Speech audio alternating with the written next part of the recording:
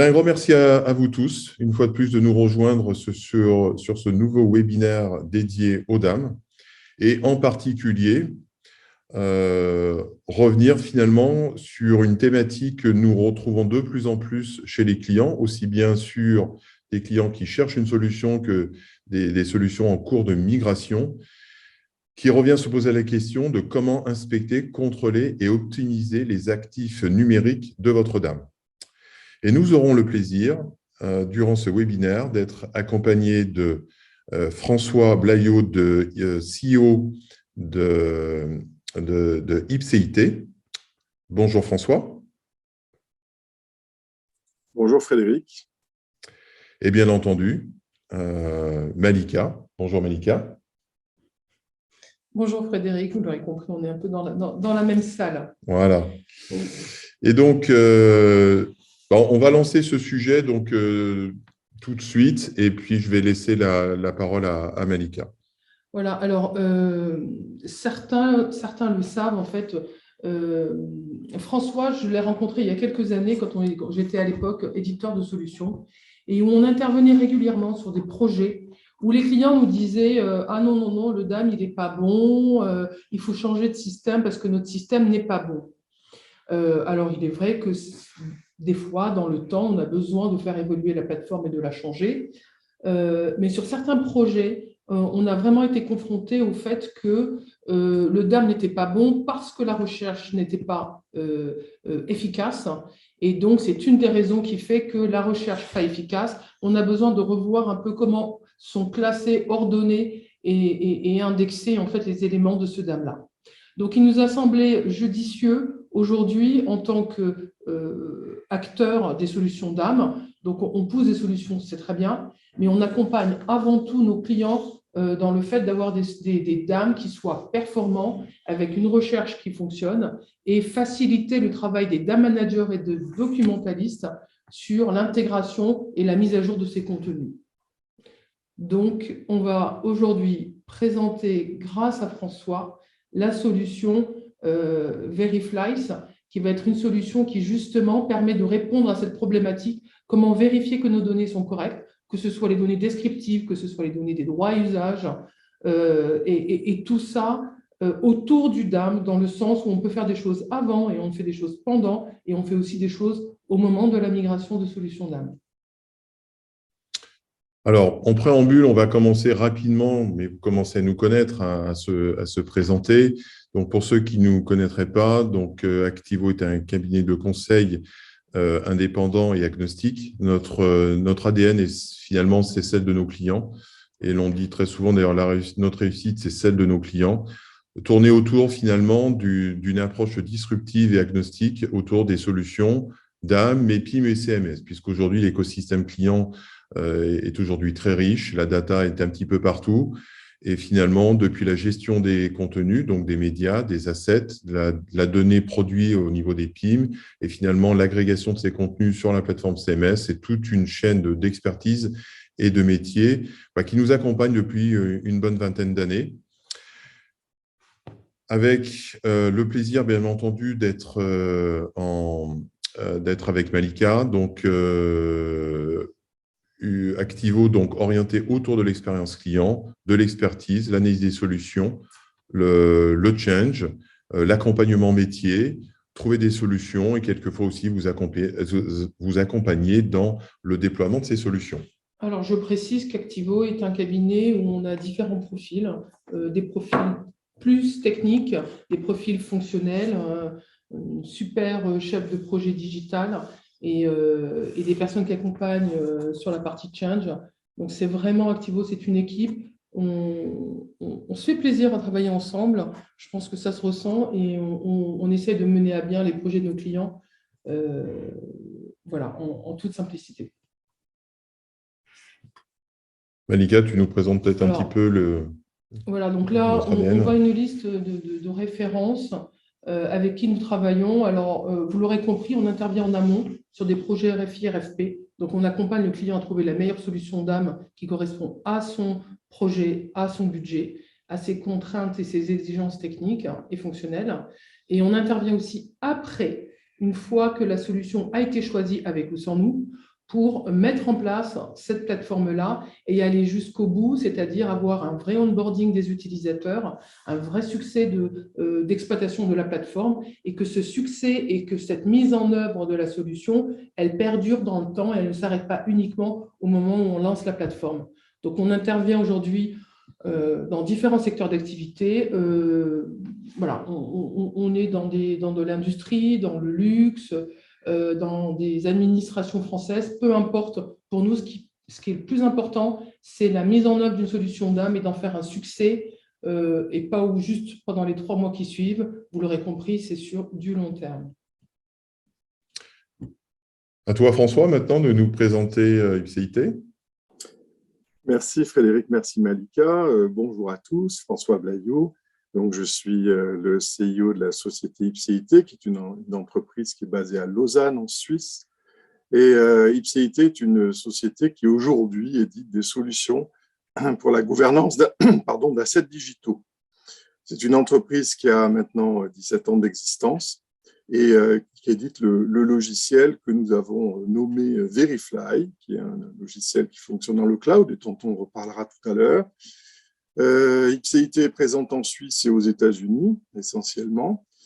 Et c'est une entreprise qui a quand même connu une évolution qui nous a amené à éditer la solution Verifly.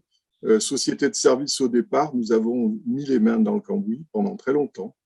Nous avons vu ce que c'était que des DAM, nous avons vu ce que c'était que de gérer le contenu de DAM, et de cette expérience très concrète et pratique, nous avons essayé de tirer des leçons pour en dégager des bonnes pratiques et partager ça avec l'ensemble de nos clients à travers une plateforme. Alors, ce qu'on va faire avant de commencer, remarque, je vais peut-être le laisser introduire le sujet et on va faire tout de suite après un petit sondage. Alors, introduire le sujet, c'est relativement simple. Vous avez des assets digitaux. Ces assets ont demandé de l'énergie, du temps, de l'argent pour être produits. C'est l'ADN de votre marque. On ne va pas revenir là-dessus, vous le savez mieux que moi. Simplement, quand vous faites tout ce travail-là, vous constituez un actif, et cet actif, lorsque vous ne pouvez pas y accéder, lorsque vous ne pouvez pas l'exploiter comme vous en avez besoin, c'est exactement comme si vous l'aviez jeté à la poubelle. C'est quand même dommage. Donc, ce qu'on veut introduire à travers cette image un peu choc, c'est le fait que avoir des outils pour pouvoir retrouver des assets, c'est absolument fondamental. C'est une manière de préserver votre actif. Alors, ce petit sondage, il va apparaître sur votre écran, donc je vais le lancer, avec 2 questions. Donc, comme vous pouvez le voir, donc, une question relative de votre côté, si effectivement vous avez une solution de DAM ou pas, et les difficultés que vous rencontrez dans cette mise en place. Donc, je vais lancer le sondage et on vous laisse une petite minute pour y répondre tous.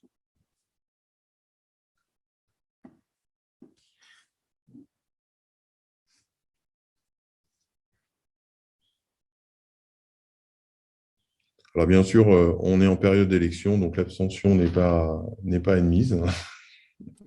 Ça, c'est le maître des horloges qui le dit. Voilà.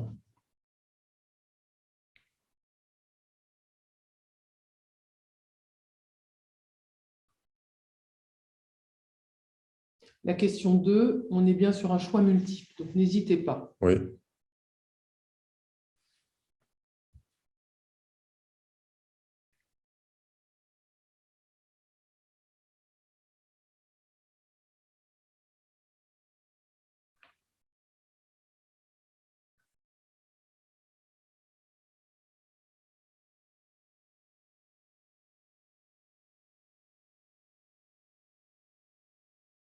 Bon, les réponses s'affinent.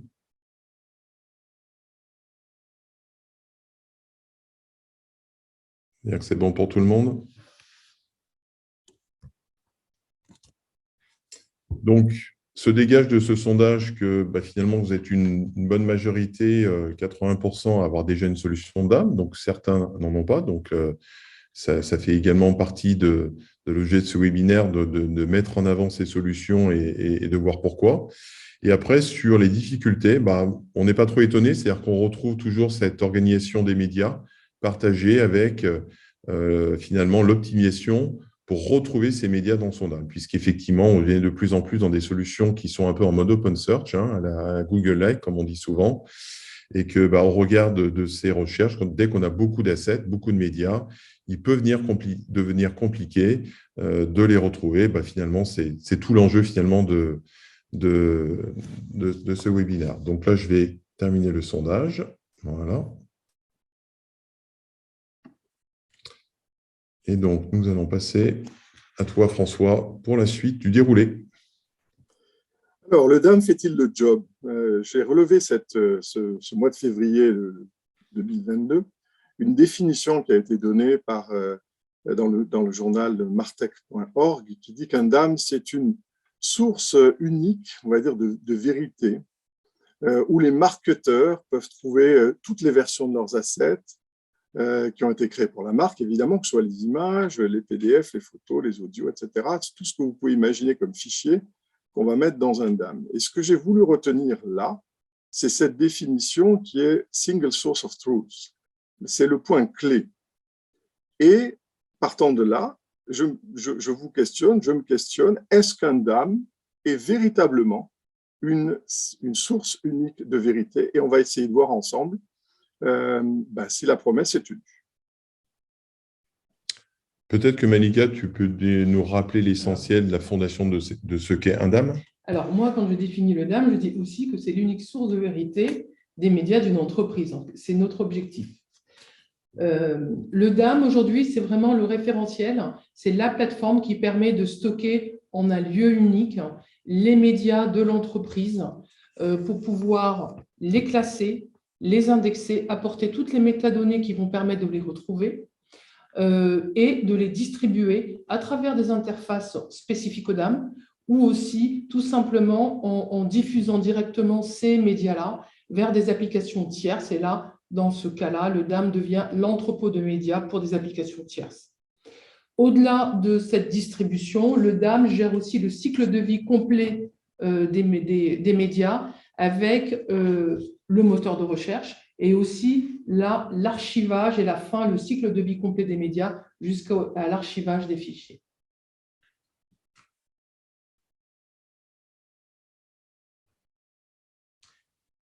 Donc, concernant toujours cette plateforme DAM, qu'est-ce qui va dans le DAM? Aujourd'hui, le DAM importe des fichiers de tout type, ce qu'on appelle les actifs numériques de l'entreprise. Donc, on est sur de la photo, sur de la vidéo, des fichiers artworks, des catalogues, de l'objet 3D de plus en plus, des animations. C'est l'ensemble de ces médias qui vont constituer en fait ces actifs médias de l'entreprise qui vont être importés dans le DAM, qui vont être associés à des métadonnées, qui est l'objet de notre sujet de notre webinaire, avec des étapes et des workflows de validation de ces médias ou de la validation des contenus métadonnées qui sont associés à ces médias. Et cette plateforme-là est à destination, permet de distribuer les fichiers vers des applications que l'on retrouve sur des tablettes, sur des applications mobiles, dans des boutiques pour certains clients, sur des sites Internet de l'entreprise, tout simplement en impression et en impression catalogue, et évidemment les réseaux sociaux qui sont très consommateurs de ces médias.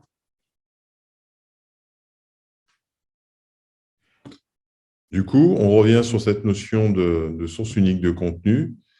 Et finalement, François, que veut-on obtenir? Voilà, on veut obtenir cette fameuse source d'information unique pour nos assets digitaux. Alors, qu'est-ce qu'on va trouver dans le DAM? Malika vient de le dire, le DAM, c'est un outil technique. Dans le DAM, on va mettre deux choses, simplement. On va mettre des fichiers et des métadonnées. C'est tout bête, on le dit comme ça, mais on va voir que ça soulève pas mal de questions. Alors, les fichiers, c'est une évidence, c'est-à-dire que vous allez déposer une photographie, vous allez déposer une vidéo, elle l'a dit, je ne reviens pas là-dessus, c'est très clair, on sait tous ce que c'est qu'un fichier. Simplement, un fichier tout seul, ça a un inconvénient, c'est que ça ne dit pas ce qu'il y a dedans. En fait, on a besoin de savoir ce qu'il y a dans un fichier, on a besoin de connaître un certain nombre d'informations associées à un fichier, par qui il a été créé, à quelle date il a été créé, et puis qu'est-ce qu'il y a dedans. on a beau avoir de l'intelligence artificielle très sophistiquée aujourd'hui, il n'en reste pas moins qu'il est utile, quand par exemple on va parler d'une image de produit, de savoir quel est le produit qu'on décrit, quelle est sa référence éventuelle. Et tout ce contexte-là va être attaché au fichier pour nous permettre de l'enrichir à travers des métadonnées. Les métadonnées, c'est des données, c'est un peu au-dessus, si on veut, elles sont au-dessus du fichier, elles l'encapsulent. Alors, maintenant, les métadonnées, elles sont divisées en 3 grandes familles. On ne va pas rentrer dans des détails, mais quand même. Première famille de métadonnées, les métadonnées dites techniques ou structurelles, qui vont nous parler du fichier lui-même, en particulier quand on a des vidéos, on a besoin, par exemple, de savoir quelle est la largeur, la hauteur en pixels, le framerate, quel ratio, etc. Pour les images, c'est la même chose. Pour la 3D, pareil. On a des données techniques. Si c'est issu d'un appareil photo, on verra que c'est très souvent automatiquement généré par l'appareil photo et inscrit avec le fichier, avec l'image. On a les métadonnées descriptives qui vont dire ce que je viens de dire à l'instant, c'est-à-dire qu'est-ce que c'est que cette image, qu'est-ce qu'elle contient. Et puis des données administratives qui sont très importantes, c'est-à-dire c'est des données légales. Si un photographe a été mandaté pour prendre la photographie, voilà, quels sont les droits du photographe, quels sont les droits d'usage, quels sont les droits géographiques, quel est le contrat éventuellement qui est associé, etc. etc. Voilà. Alors, maintenant, on va les passer un petit peu plus en détail, les données structurelles, je l'ai un peu évoqué. Voilà un exemple de données structurelles qui a été issu, en fait, qui a été automatiquement généré par la prise de vue d'un appareil photographique. Là, c'est en l'occurrence, en bas à droite, un Nikon, un Coolpix P1 qui a une distance focale de, voilà, ce qu'elle est, 7,5 mm. La prise de vue s'est faite à un 230e de seconde, la dimension de l'image en pixels, largeur, hauteur, etc., etc. Ça, c'est les données techniques de l'image. Voilà, c'est physique. Il y a énormément de données techniques. Pour les experts, c'est une évidence aujourd'hui qu'il y a une multiplication d'informations toutes plus détaillées les unes que les autres qui peuvent être utiles.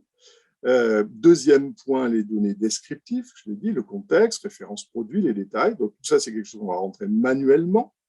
On va essayer où éventuellement ça va provenir, par exemple, d'un PIM. S'il y a, comme le disait tout à l'heure en introduction Frédéric, un écosystème, eh bien, il y a des données qui vont circuler de l'un à l'autre, voilà, qui vont permettre d'enrichir la connaissance qu'on a sur l'asset.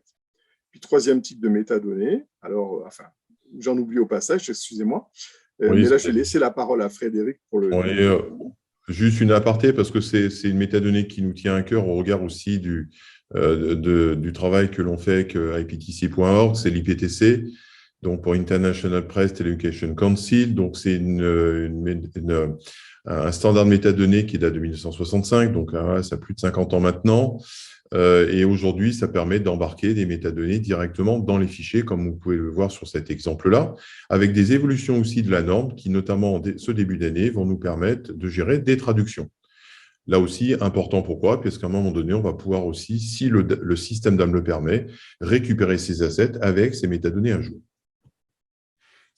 Et puis, grand type de métadonnées, les métadonnées administratives, et on en parlera de droit, par exemple, droit d'usage, droit de territoire, territoriaux, propriétaires. Voilà, on a eu d'exemples très clairs avec un client où une très belle photographie d'une actrice avait été prise dans un hôtel parisien avec une fenêtre ouverte, avec la tour Eiffel de nuit, qui était éclairée par un artiste, évidemment. Et là-dedans, dans cette image, vous n'imaginez pas le nombre de droits qu'il pouvait y avoir. Il y avait les droits de l'artiste, il y avait les droits de la parure portée, il y avait les droits de la robe, il y avait les droits du mobilier à l'intérieur de la chambre d'hôtel. Tout ça, il faut le connaître, évidemment, le droit du photographe, avec les durées et toutes les contraintes juridiques associées. Et voilà. Sans oublier les droits liés au Monument de Paris, qui sont également quelque chose de très important. Absolument. Voilà, donc on a fait le tour de ces types de métadonnées et on peut se dire, voilà, ça y est, on est content. Dans le fond, on a nos fichiers, on a nos métadonnées, on rentre nos métadonnées très consciencieusement, on se donne un mal de chien pour le faire, on dépense beaucoup de temps et beaucoup d'argent, et ça y est, j'ai ma source d'assets digitaux, je vais trouver tout ce dont j'ai besoin, je suis sûr qu'il n'y aura pas de doublons, je n'ai pas de risque avec les droits parce que tout a été bien rentré comme il faut, si j'ai des images qui techniquement tiennent la route, qu'elles ont été fournies au standard, comme je les attends, la conversion automatique du DAM va me les produire pour mon CMS, ça va être merveilleux. Je vais même pouvoir demander à mes agences d'aller travailler directement dans le DAM parce que c'est un outil technique formidable qui centralise tout. Donc, je suis serein là aussi. Mes filiales aussi peuvent le faire. Et puis, si je commence à mettre mon DAM dans l'écosystème, je suis tranquille, j'ai ma source unique de vérité qui va me dire, qui va donner le là à tout mon écosystème en matière, évidemment, de contenu marketing. Sauf que ce n'est pas tout à fait comme ça que ça se passe. Dans la vraie vie, en fait, le DAM, c'est une étape vers ce qu'on espère avoir, cette fameuse simple source unique de vérité. Le problème, il est que comment on peut s'assurer, par exemple, que toutes les métadonnées soient toutes correctement remplies? Et quand je dis toutes, c'est toutes. Ce n'est pas statistiquement sur mon million d'assets, j'ai à peu près 80% d'assets avec des métadonnées remplies. Non, c'est toutes qui doivent l'être. Est-ce que mes assets ont une qualité suffisante? Si j'ai exigé, par exemple, que mes photos produits qui seront diffusées sur LinkedIn ou sur Instagram répondent aux standards attendus d'Instagram, est-ce que je suis sûr que c'est disponible? Et puis, on peut faire ça pour tout. Est-ce que la qualité de mes métadonnées est aussi bonne? Est-ce qu'il n'y a pas y avoir, par exemple, des petits caractères spéciaux, là, ça nous est arrivé, ça, hein, qui vont aller se glisser au milieu des métadonnées, et puis le caractère spécial fait qu'au moment où ça doit être poussé vers le PIM, par exemple, ça ne marche pas. Et à ce moment-là, les gens du côté du PIM disent « Mais qu'est-ce que c'est que ce truc? Qu'est-ce qu'ils fichent du côté du DAM? Ils travaillent comme des cochons, on n'a jamais ce qu'on veut, il n'y a même pas l'image. » Si, elle y est, l'image, mais malheureusement, les métadonnées n'ont pas été remplies et contrôlées d'une façon qui permet de les transférer automatiquement comme on l'attendait. Puis alors les droits, on n'en parle même pas. Est-ce que tout est sûr? Est-ce que les contrats sont bien ficelés? Est-ce qu'ils sont bien attachés? Est-ce que je les retrouve facilement quand j'en ai besoin? Est-ce que le légal a jeté un œil dessus pour être vraiment sûr que tout va bien? Voilà. Le problème, c'est pas un vrai problème, c'est qu'un DAM, c'est une étape vers quelque chose qui doit absolument être réalisé, c'est la mise en place de standards. Et c'est ça dont on va parler. Si je veux le dire en résumé, si vous mettez du caca dans le DAM, il va ressortir du caca. Hein. Ce n'est pas une nouveauté. Et ça, faut l'éviter. Voilà. Alors, moi, je voudrais quand même intervenir 2 secondes. On met en place des DAM, et on en a mis en place depuis une vingtaine d'années. Et c'est vrai que les équipes changent. Les contraintes de temps sont là aussi, en disant tiens, j'ai pas le temps là de faire tout, je reviendrai, je referai ça plus tard. Donc c'est tout ça qui mène, avec toutes les bonnes volontés de toutes les équipes, à une plateforme où le contenu, et ma foi, il y a une partie, si c'est au mois de juillet que j'ai un peu le temps de tout traiter, j'ai pu le faire. Et puis si c'est au mois de décembre et que j'arrive en fin d'année et qu'on est dans le rush, on n'a pas le temps de le faire. Donc c'est vraiment, on ne culpabilise pas, c'est juste un constat. À un moment donné, ce n'est pas grave. Si le contenu, au moment où on l'importe, il n'est pas tout complet, on a une solution miracle. À toi, François. Oui, tout à fait. Vraiment, Malika, merci d'insister sur ce point.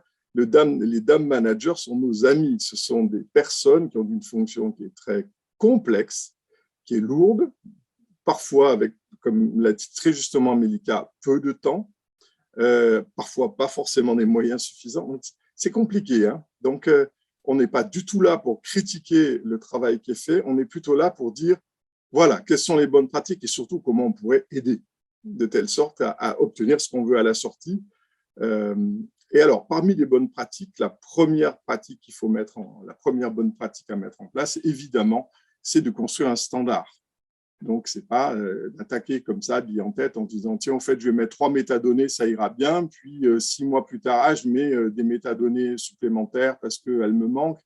Dans la mesure du possible, il faut essayer d'avoir un plan le plus précis et détaillé possible. Alors, selon les fameux 3 axes dont on a parlé tout à l'heure, à savoir, évidemment, les métadonnées descriptives, les métadonnées de nature technique et les métadonnées de nature administrative. Alors, on va rapidement regarder un petit exemple à travers les exigences des médias sociaux en matière de technique concernant l'image. Et sur des petits exemples qui sont, par exemple, Instagram va vous dire que si vous avez une photographie en format paysage, ben, on doit faire, par exemple, 1080 par 566 pixels, alors que si elle est en portrait, elle va faire 1080 par 1350, si elle est carrée, 1080 par 1080, etc. Et puis, ben, vous allez regarder ça pour les différents médias sociaux, puis vous allez voir que, évidemment, ce n'est pas toujours la même chose.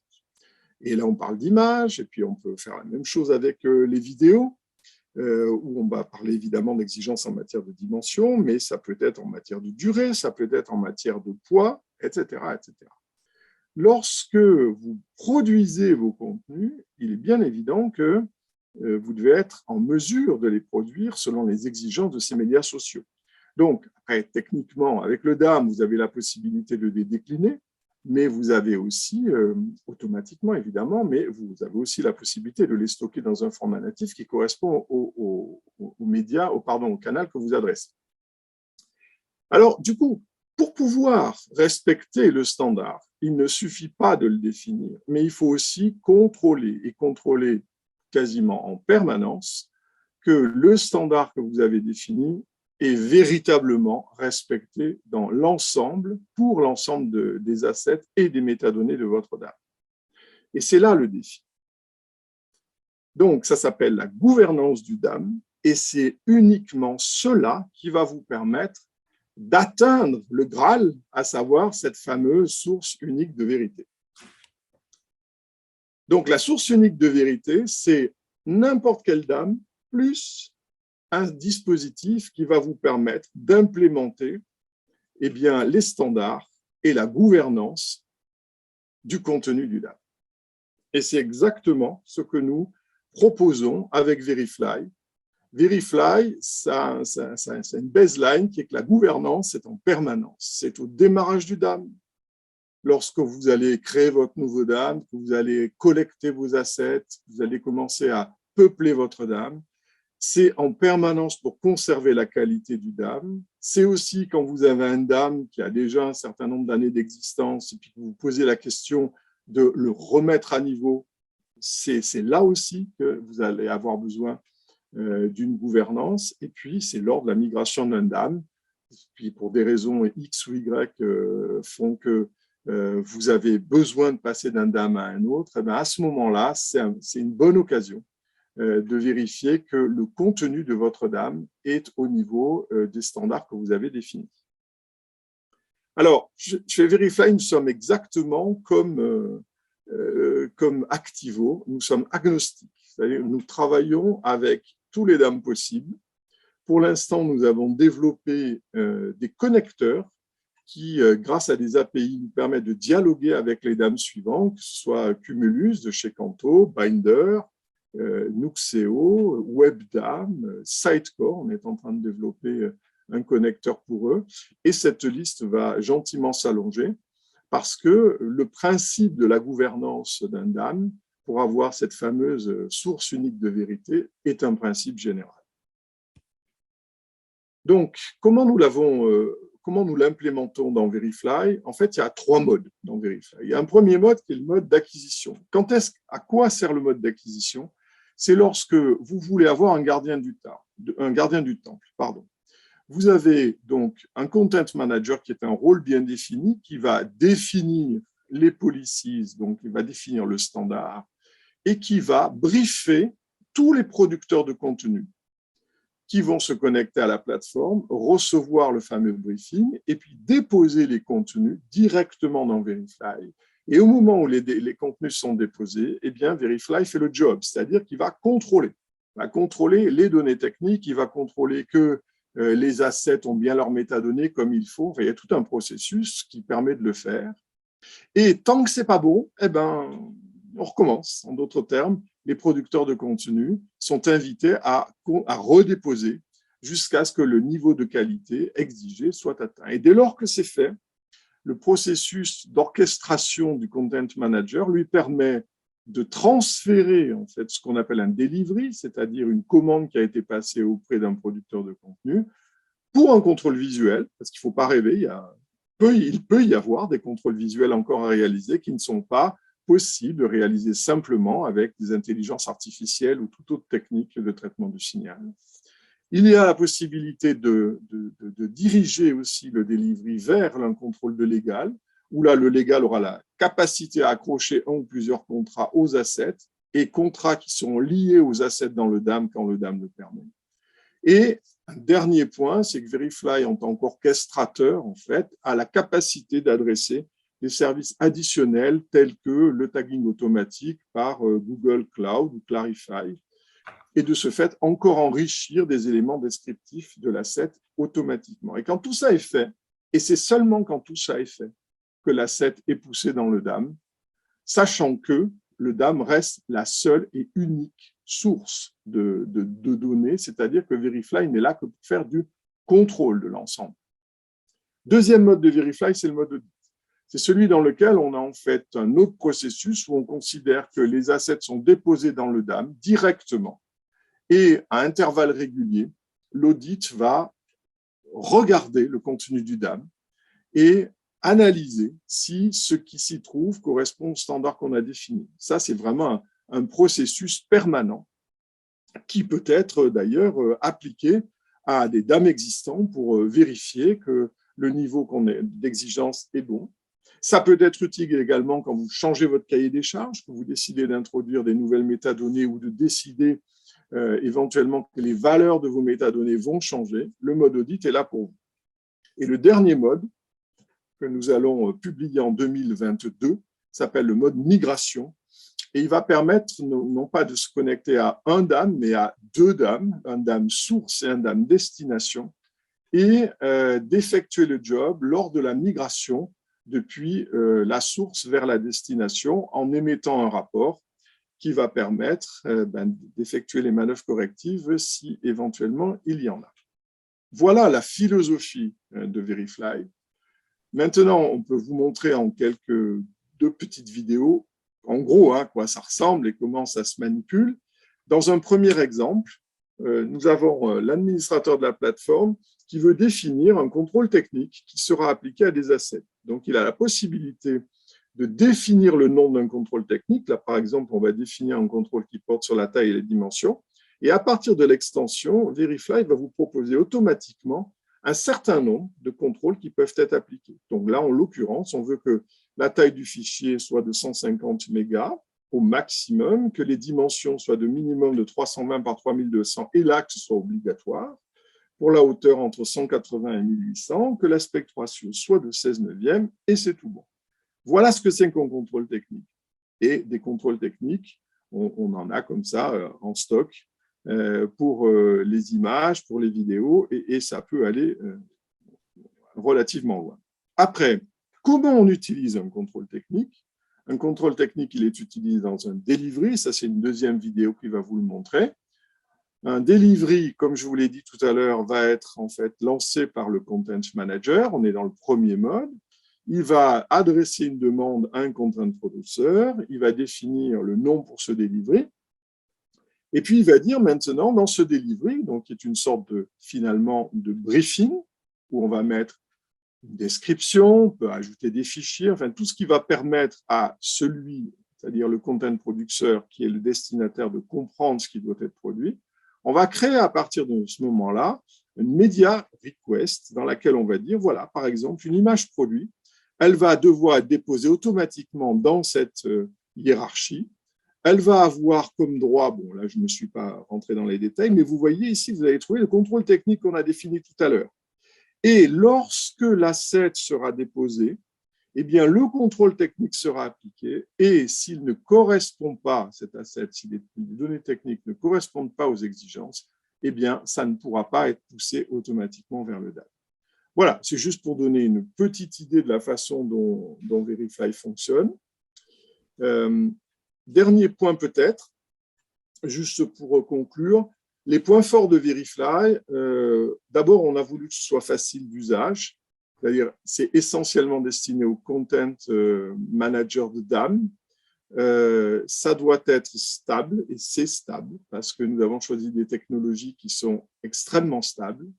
Nous avons également fait un choix qui est ce qu'on appelle la frugalité des versions, c'est-à-dire que nous ne voulons pas embêter nos clients avec des évolutions permanentes, compliquées, qui créent de l'instabilité, mais nous faisons en sorte de suivre en fait l'environnement pour que techniquement parlant, on soit toujours au top. On fait la même chose avec les connecteurs vers les dames, mais en ce qui concerne l'aspect fonctionnel, on ne le fait évoluer que très lentement, en restant toujours centré sur notre cœur de métier qui est garantir la qualité des assets. Ensuite, on a une technologie éprouvée qui permet d'attaquer des dames de grande taille. On a, par exemple, en production des dames qui contiennent plus de 1 million à 2 millions d'assets et qui sont contrôlés tous les jours. Et comme je vous l'ai dit aussi, nous avons de multiples connecteurs qui vont permettre de se connecter à une famille de plus en plus élargie de dames. Parfait. Merci, merci François. On arrive sur la fin de ce webinaire, donc n'hésitez pas à poser vos questions. On prendra le temps d'y répondre à la fin de ces slides. Et ben, finalement, au regard de tout ce qu'on a pu vous expliquer dans ce contrôle et l'enrichissement des métadonnées de l'ensemble de vos médias, et il nous paraissait plus qu'intéressant d'avoir cet outil un peu magique, hein, mais qui est, comme l'a expliqué François, basé sur une expérience métier, une véritable analyse vraiment très curative de l'ensemble de vos contenus, d'être partenaire. Et donc, on officialise aujourd'hui, en tout cas, notre partenariat avec Ipséité, et avec très grand plaisir, puisque nous avons déjà pu commencer à travailler sur un certain nombre de projets. Voilà. Maintenant, bien entendu, je crois qu'on l'a dit un petit peu en introduction, et Malika d'ailleurs a une formule qui est toute faite à ce sujet-là, c'est que évidemment il faut aussi des bras, il faut aussi des documentalistes, des data managers, et c'est tout l'aspect finalement de la transformation, comme l'explique très bien Patrice Cochin, Chief Digital Officer chez Michelin. Tout ça, ça se passe avec des gens, même si bien entendu il faut la technologie est là en support. Donc, l'humain est au cœur de cette transformation digitale. Un petit mot peut-être à ce sujet-là, Malika ? En fait, ce qu'on veut surtout dire, c'est qu'on est très outils, que c'est des outils qui sont à destination des personnes, des équipes métiers avec qui nous travaillons main dans la main tous les jours, et que cet accompagnement se fait aussi par justement cette conduite du changement. Donc, c'est un terme que l'on retrouve souvent. Pour nous, ce qui est très important, c'est vraiment ce que l'on voit de bien au niveau de la courbe, c'est que cet accompagnement et cette conduite du changement, elle n'est pas uniquement au début et au lancement du projet, mais c'est une continuité en fait dans le temps. Moi, ce que je voudrais, avant donc, de prendre vos questions, j'avais vraiment un point par rapport aux partenariats et aux intégrations qui existent aujourd'hui avec Veriflies, une précision à poser à François en disant on a vu un certain nombre de solutions. Si on a un DAM, qu'on est aussi confronté à cleaner en fait quelque part ces données, sans culpabiliser, en disant à la limite, si on peut mettre en place un flux en amont et d'avoir un peu ces contrôles, etc., et ces policies, c'est très bien. Si on n'arrive pas à respecter ça sur des moments, à ce moment-là, on le fait plus tard avec l'outil de contrôle.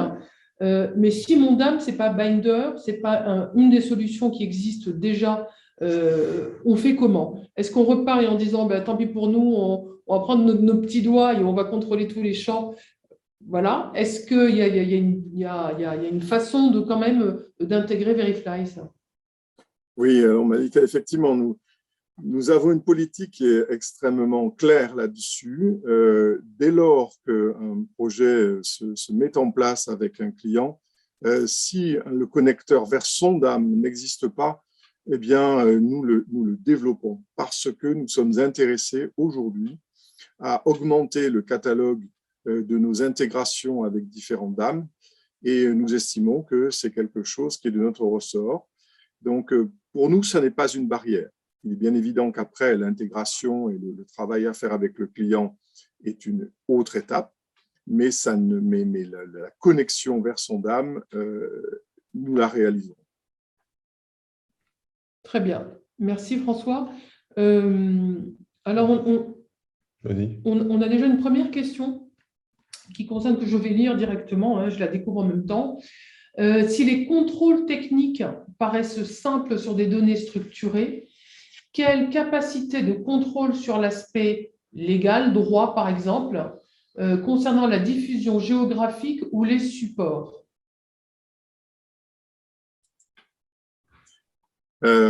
L'aspect de contrôle géographique pour les droits est quelque chose qui, effectivement, concrètement, si je comprends la question, je vais peut-être essayer de la formuler. Est-ce que Verifly serait en mesure de réaliser automatiquement des contrôles sur l'utilisation des assets sur des territoires géographiques? Est-ce que c'est cela que je dois comprendre? Moi, je comprends. Alors, je pense qu'il y a deux choses. Il y a un contrôle sur l'aspect légal et la partie des droits, et il y a effectivement le contrôle sur la partie géographique. C'est-à-dire, est-ce qu'on est capable d'analyser le contrôle en disant sur ces images-là, ben, j'ai une égérie et je n'ai pas le droit de diffuser ces visuels en Chine. Est-ce que c'est du ressort de Verifly de faire ce contrôle? Non, Verifly n'est pas en mesure de le faire. Ça, c'est du ressort du département légal. C'est la raison pour laquelle nous le mettons dans la boucle en tant que rôle de Verifly. Donc, c'est à lui de vérifier que cet usage géographique, enfin, ce droit géographique doit être mentionné clairement. Mais après, dès lors que l'asset est diffusé, nous n'avons pas le moyen de vérifier qu'il est utilisé sur tel ou tel territoire. Voilà, alors moi je voudrais compléter aussi la réponse de François en disant que la partie de tout ce qui est gestion et diffusion des droits en fonction des lieux géographiques ou des droits tout court, en disant ce visuel, je ne peux pas le poster sur un réseau social, toutefois la même personne peut aussi y accéder parce que non seulement elle fait des posts, mais elle fait aussi peut-être des newsletters, alors que là on peut l'utiliser. Donc ça, ce sont des fonctionnalités que l'on retrouve soit au niveau des dames telles quelles, parce qu'on arrive à les mettre en place. Il y a des dames aussi qui permettent de contrôler, de lire des contenus par rapport à des champs qui sont typiquement des instructions spéciales et de pouvoir appliquer des restrictions ou des restrictions, souvent on ferme, par rapport à des groupes d'utilisateurs, que ce soit par rapport à des profils ou par rapport à des zones. Verifly ne remplacera pas non plus, alors si vous avez un peu suivi nos différentes interventions sur ONDAM Paris, et notamment l'intervention de Fadel, qui est une entreprise qui est justement s'adosse à des dames et qui permet justement de suivre les droits par rapport à la distribution, à la diffusion des éléments par rapport à des droits sur des égéries dans le temps. Donc, c'est vraiment complémentaire. Mais cette autre partie, pour moi, elle est vraiment, on la retrouve là pour le coup, il y a des dames qui font des choses, il y a des solutions purement droit qui s'adossent à des dames aussi. On a aussi une autre question, François, qui nous est parvenue là, lors de la promotion de ce webinaire, où un certain nombre d'utilisateurs souvent nous remontent un petit peu, même s'ils font bien le travail, hein, comme tu l'as précisé, notamment au regard des documentalistes, c'est cette capacité d'optimiser la recherche. C'est-à-dire que c'est vrai qu'aujourd'hui, puisqu'on dit souvent on fait une recherche Google LAC, Google, globalement, parce qu'il va se baser sur des algorithmes bien spécifiques avec ce qu'on appelle la fuzzy search, donc capable de retrouver finalement des occurrences sans forcément taper les bons mots-clés. Est-ce qu'on a moyen, en tout cas, de pouvoir, sans être un technicien d'Elasticsearch, mais de pouvoir optimiser cette recherche au regard des contrôles faits par Verifly?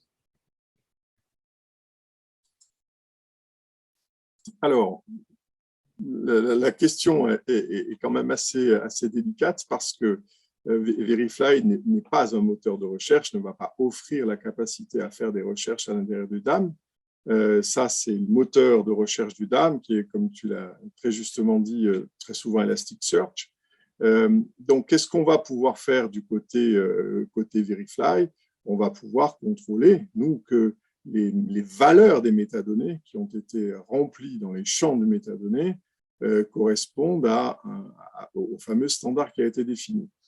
On peut pousser ça très loin. Donc, concrètement, ça veut dire qu'on peut faire même des analyses par expression régulière permettant d'aller détecter vraiment des structures très spéciales du contenu du champ de métadonnées. Mais sur la recherche elle-même, Verifly ne va pas améliorer la situation. À vrai dire, il faut vraiment que les métadonnées soient, elles, conformes à un cahier des charges qui a été établi. Et l'autre point aussi, on a pu voir qu'on a cette possibilité de se connecter à plusieurs systèmes. Et si on revient un petit peu à l'expression de besoin des marques qui sont dans des univers de PIM ou avec des data streams qui peuvent être potentiellement aussi extérieurs ou du CRM, est-ce qu'on a cette possibilité finalement d'aller vérifier de la donnée au-delà simplement du DAM, mais finalement par exemple dans un PIM et finalement apporter des suggestions via, par exemple, une taxonomie de produits ou des choses comme ça? Alors, aujourd'hui, on n'a pas travaillé la question de la connexion vers d'autres systèmes que le DAM. On s'est focalisé vraiment là-dessus. Techniquement parlant, il serait possible d'imaginer se connecter à un PIM, c'est clair, mais je n'ai pas d'expérience là-dessus. En revanche, ce qu'il est possible de faire à partir de Verifly, c'est d'analyser ou de construire une taxonomie, si on veut bien, de l'ensemble des valeurs qui sont reliées, par exemple, à une métadonnée ou plusieurs métadonnées. Et de ce fait-là, d'aider aussi à une curation ultérieure en disant, bon, ben voilà, il y a peut-être un certain nombre de données qui sont plus utiles, il faudrait éventuellement les supprimer. Il y a peut-être de la redondance, donc avoir des suggestions qui permettraient d'améliorer en fait les valeurs qui sont dans les champs de métadonnées. Concrètement, aujourd'hui, est-ce que moi j'ai des clients qui fonctionnent et qui auraient un besoin de contrôler, de checker un peu le contenu de la plateforme en disant ben voilà, toutes les fins de mois, je fais un test audit sur ma plateforme et je récupère une to-do que je peux redistribuer avec mes différents collègues en disant ben voilà, le dernier vendredi du mois, c'est notre exercice, on clean et on met à jour et on met à plat le contenu de mes documents pour ne pas laisser traîner dans le temps. Est-ce que par rapport à ce que tu peux rencontrer aujourd'hui chez vos clients, voilà, c'est sur quelle périodicité on fait ce côté de curatif ou de cleaning des plateformes? Alors, effectivement, nous avons un exemple très concret chez un client qui lance une analyse de cette nature toutes les semaines. Parce que le processus d'alimentation de son DAM veut que l'ensemble de ces agences s'y connectent, déposent le contenu, associent les métadonnées, les valeurs des métadonnées, donc métadonnées qui, pour certaines, sont directement récupérées à travers des listes déroulantes, donc c'est le DAM en fait qui est le master data de ces données, mais dans certains cas, les données sont remplies manuellement. Et donc là, les inévitables, ce qu'on appelle la folksonomie, c'est-à-dire je mets un S, je ne mets pas de S, tout à coup je fais une erreur de frappe, je mets une double lettre, etc. etc. Donc là, typiquement, toutes les semaines, il y a une analyse qui est faite, qui est lancée par une fonction d'audit, qui va établir un rapport et qui va dire, voilà, sur tous ces assets-là, il y a quelque chose qui ne va pas. Donc, il faut entamer une manœuvre corrective pour obtenir le niveau de qualité attendu. Et là, on insiste bien sur un point qui est que Verifly ne remplace pas les valeurs des métadonnées qui sont détectées comme éventuellement incorrectes parce que jusqu'à ce jour, nous considérons que le DAM est le master data, que c'est lui qui nous fournit la donnée, que c'est à partir de cette donnée qu'on fait les analyses, et si quelque chose ne va pas, on établit un rapport, mais on ne fait pas de correction. Tout ça pour éviter qu'il y ait des problèmes de traçabilité après sur les contenus, les valeurs des métadonnées qui se retrouvent dans le DAM.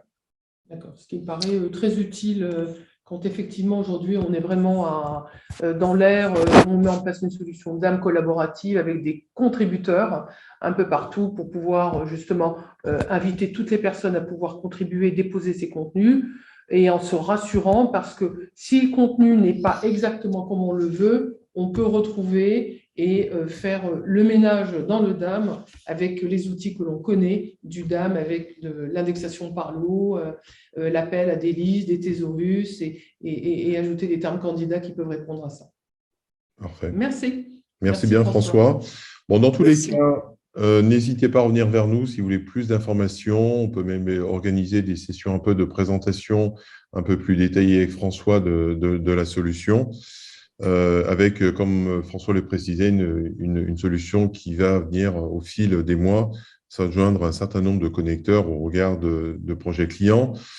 Pour terminer, comme chaque fois un petit peu, c'est vous rappeler que tous ces contenus, puis finalement, un petit peu comme une marque, on essaye de s'appliquer les mêmes bonnes pratiques, hein, c'est-à-dire produire du contenu et vous le partagez. Donc, sur le blog, sur le site activoconsulting.com, sur Activo TV, donc activo.tv, vous retrouverez l'ensemble aussi bien des webinaires, des interventions, des présentations qui ont eu sur OnDam. Pour information, l'ensemble, si vous allez sur le site Activo, vous retrouverez également un lien sur la homepage en bas qui vous ramènera sur le site OnDam Paris, où là, vous pouvez retrouver l'ensemble des contenus, des interviews qui ont été faites par Melika, des présentations et des conférences. Et donc, bien entendu, pour nous retrouver, continuer à nous suivre sur l'ensemble des différents canaux sociaux. Un grand merci à vous tous. Merci François, merci Malika. Merci à vous pour votre invitation et ravi de lancer cette collaboration qui, je l'espère, en tout cas, va permettre à nos clients de bénéficier de nos expertises pour le futur. C'est un grand plaisir. Je rassure tout le monde, mais les audits qui sont faits sur Veriflies, en général, accompagnent et on va vraiment dans le bon sens et ce n'est pas les grandes sueurs froides en disant « Ouh là là là là, qu'est-ce qu'on va trouver dans notre DAM ?» Ça se passe bien, c'est rapide et c'est encourageant pour vous. Merci. Merci à tous et vous retrouverez un email personnalisé à la suite de ce webinaire avec la présentation et le replay de notre webinaire. Merci à tous. Bonne fin de journée. Et à bientôt. Bonne fin de journée. Au revoir. Au revoir.